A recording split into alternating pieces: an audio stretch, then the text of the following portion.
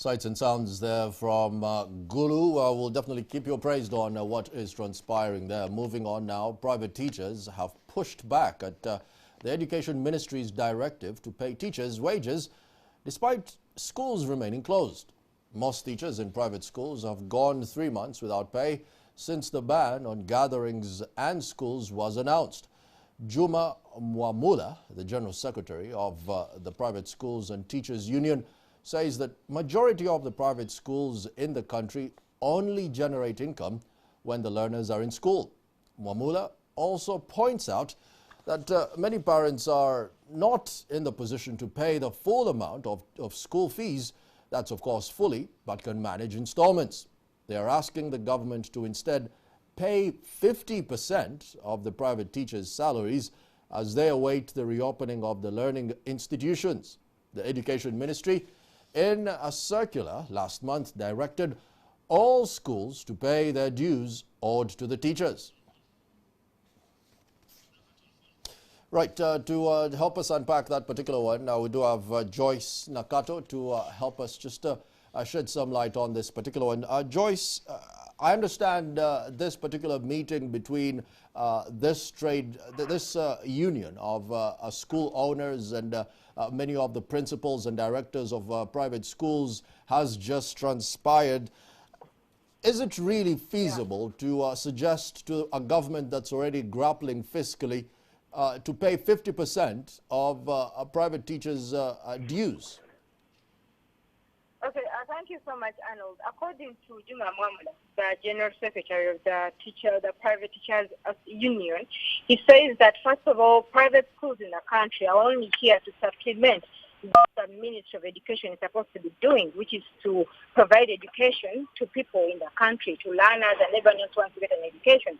So he says that in these times, unfair for government to now try to put pressure on them to meet some of their costs of running these institutions, like paying salary arrears to the teachers.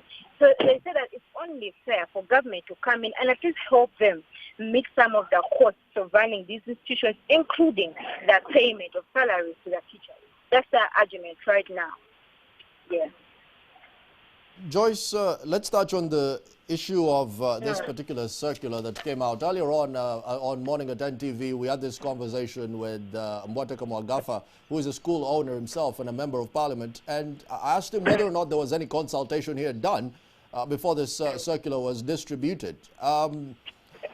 Do you get a sense now that there might be some discourse going forward and it's not something coming from the top coming down? Yeah, that's one of the issues that has been raised by the Private Teachers Union. They say that the Ministry of Education is not consulting other stakeholders. They're saying that they are not on ground. They're only seated in their offices where they are rolling out these directives without consulting anyone. They don't know how the schools are faring. They don't know how the teachers are faring. They don't know how the owners of these private institutions are faring in this situation, but they are only issuing directives based on technical advice from people who are not interacting with anyone within the education sector. So for them, they are saying that the only way that this situation can be resolved, either when it comes to salary arrears or when it comes to even reopening the learning institutions, is for all players within the sector to be brought on board. They're even pointing out that the reason as to why the Ministry of Education has so far failed to provide a definite date upon which learning institutions will be reopened again after the national lockdown is because they are not consulting anyone. So they are locked there in their meetings, in their negotiations without bringing anyone on board. So it's more of a top-bottom approach instead of a bottom-top approach. And that's where the discourse is coming from right now.